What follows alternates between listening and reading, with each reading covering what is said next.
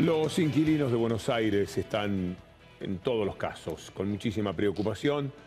El incremento ha sido tal que ya la gravitación en muchísimas familias del sector de menores ingresos, el 40 y pico % de lo que entra a la casa está destinado al alquiler. Después de eso hay que vivir como se pueda y no se puede. Entonces mucha gente se va. Hay una situación expulsiva de la ciudad de Buenos Aires en función del valor de los alquileres. De este tema nos habla Julia Estrada.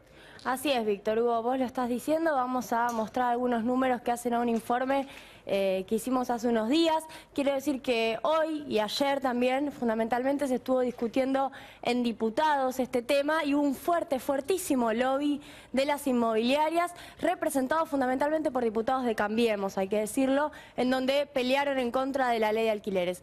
Bueno, decimos Buenos Aires ciudad expulsiva.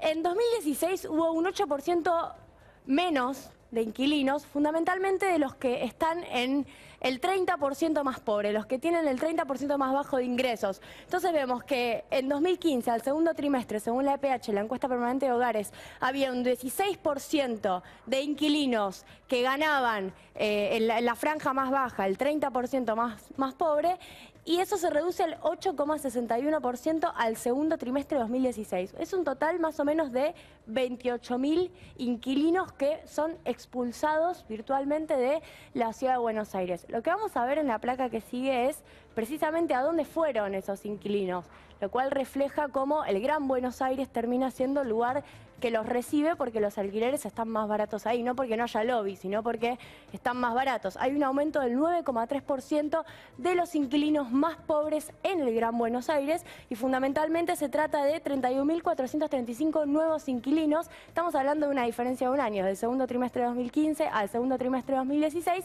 Y fíjate, Víctor Hugo, que es una cifra muy similar, casi 30.000, al total de los que se fueron de Capital Federal. Vamos a ver ahora una tercera placa que hace a lo que vos mencionabas, cómo en primer lugar aumentan de manera asimétrica, ¿no? Uno por la escalera, otro por el ascensor, los ingresos de los hogares respecto de los alquileres. Los hogares inquilinos en promedio tuvieron un aumento de sus ingresos del 12%. Recordemos que los que alquilan, por definición, no son propietarios, por ende tienen menores ingresos.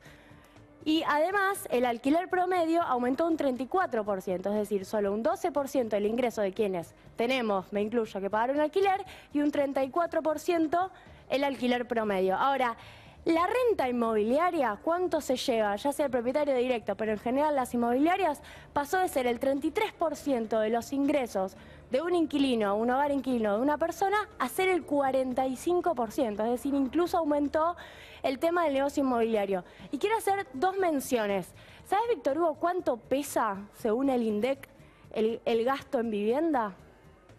Tirá un valor, a ver si se te ocurre. ¿Cuánto estamos hablando? Y estamos hablando cerca del 12%, cuando estamos diciendo que un 33%, entre un 33 y un 40% debería ser el peso de lo que gasta una persona en el alquiler. Y te digo más, según las estadísticas de Ciudad de Buenos Aires, las diferencias en términos de costo de vida entre ser un hogar propietario, una pareja propietaria, y ser una pareja que alquila es solamente 1.500 pesos más. Es una metodología ideada para mentir, Julia. Si vos decís que el alquiler gravita en tu vida poco menos que nada, por supuesto cuando haces el cálculo del costo de vida, ese poco menos que nada, que en la realidad es muchísimo, no tiene ninguna influencia. Es fácil así después ponerle un 0,7, un 1,2 a lo que llamamos la inflación. Efectivamente, lo que primero hay que decir es que no está bien medido, y no solo no está bien medido, sino que en este contexto en donde se agrava la situación de los inquilinos, podríamos hasta corregir las estadísticas de pobreza, una de las cuestiones que mencionamos en el documento, considerando los costos de los alquileres, ¿no? Sí, no nos olvidemos que todos estos temas hacen a la pobreza también, Julia. Cuando vos tenés que modificar tu lugar de vida, irte del barrio donde están los amigos de tus hijos, etcétera, irte, en este caso, a la provincia de Buenos Aires, cambiar la ciudad que seguramente te gusta por lugares que son extraños, así como también funciona el criterio viceversa. A mí me parece que es un síntoma de absoluta pobreza. Cuando vos perdés totalmente el control de tu vida, estás más pobre que nunca. Y esto le está ocurriendo a miles de personas que se tienen que ir de la ciudad de Buenos Aires. ¿Algo más? No, lo último a decir es que nosotros vemos que el cambio es muy brusco, lo cual también lleva a pensar, y uno no lo puede comprobar, debería ser una información de las cámaras inmobiliarias, que hubo rescisiones de contratos, ¿no? Que no se esperó a que el contrato terminara, sino que efectivamente hubo salidas de los contratos preestablecidos, lo cual está establecido en los contratos de alquiler, precisamente porque no podían terminar de pagar.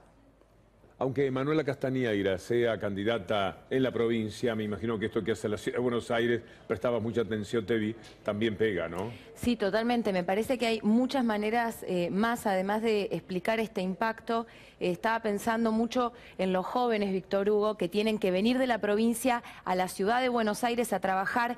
Cientos de miles de jóvenes que trabajan, por ejemplo, de manera muy precarizada en los call centers y no pueden con el sueldo que ganan en la capital pagar su alquiler acá. Entonces tienen que pagar un alquiler en una zona muy lejana y además perder muchas horas de su día viajando para llegar al trabajo, y eso también rebaja tu calidad de vida, por no hablar tampoco de la situación del transporte público, que está muy venida abajo, está muy golpeada. O sea que hablando de Buenos Aires, inmediatamente también estamos hablando de la provincia. Totalmente. También estamos hablando de la provincia de Buenos Aires y cuestiones que tocan mucho a la capital de la provincia, a la juventud precarizada, a los trabajadores en general, porque son los trabajadores los que hoy en día tampoco pueden estar siendo propietarios de sus viviendas. O sea, la situación de los alquileres afecta muchísimo y afecta centralmente a un sector que este gobierno actualmente quiere olvidar. Poca gente que conozco yo de la política que tenga un contacto tan fluido con los jóvenes. Hace años que te conozco y siempre estás rodeada de alguna manera de gente joven. Estoy segura que tenés una visión muy especial. ¿Qué está pasando? Y en la juventud hay mucha molestia, Víctor Hugo, hay mucho malestar, porque hay una gran percepción de falta de oportunidades para tener un futuro. Los jóvenes hoy, en parte me incluyo, yo tuve el privilegio de poder caer en la educación pública y poder recibirme en la Universidad de Buenos Aires y acceder a un trabajo que me costó mucho inclusive tener un trabajo estable, pero hoy los jóvenes sienten que es muy difícil poder salirse de las redes de la precarización. Entonces miran hacia adelante y dicen, ¿dónde voy a terminar? ¿A dónde voy a caer? Voy a agarrar este laburo y en 3 meses me voy a ir. ¿Voy a poder independizarme, irme de la casa de mis padres? Que eso es una necesidad vital de los pibes cuando empiezan a atravesar los 20 y pico. Y es muy difícil hoy poder hacerlo. Y además te cuento de esa situación hoy entre mis compañeros de trabajo. Yo soy trabajadora no docente en una universidad nacional. Todos tenemos grupos de WhatsApp, ¿viste? Y mandamos chistes y a veces reflejan el clima político. Y hoy mandaba una de mis compañeras de mi edad también sobre el salario. Y decía, es como una estrella, todo un dibujo, un meme. A los amigos ahí. Se los cuento, es como un dibujo de un meme que el salario es como una estrella fugaz porque dura unos pocos segundos. Esa es la percepción que hay hoy sobre el día a día. Hablamos de los que tienen salario. Y estamos hablando de los que tienen salario. Porque hoy ha sido un día fatal, ¿sabes? De los despidos.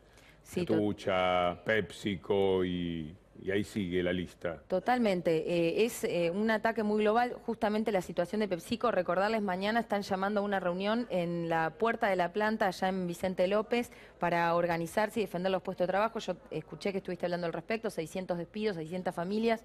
O sea, toda esa situación son los despidos. Los jóvenes que cuando tienen trabajo es una situación de precariedad extrema y absoluta. La falta de oportunidad de los jóvenes que hacían cola también, digo, para tratar de conseguir 175.000 pibes para 10.000 puestos de trabajo y el macrismo lo festejaba. O sea, la situación es Hay de una mucha gran bronca. indiferencia del gobierno frente a esa situación de los jóvenes. Incluso él haber querido aprovechar eso que era muy demostrativo de cuál es el grado de desencanto que tienen los jóvenes con la posibilidad de trabajar, con la construcción de su futuro. Totalmente, y creo que también es parte de que hablaba en alguna de las recorridas que empezamos a hacer y en nuestra campaña, que es por abajo, hablando con los trabajadores, con los jóvenes, con las mujeres en los barrios, y yo les decía, bueno, lo que pasa que este es un gobierno de empresarios, ¿y qué quiere decir?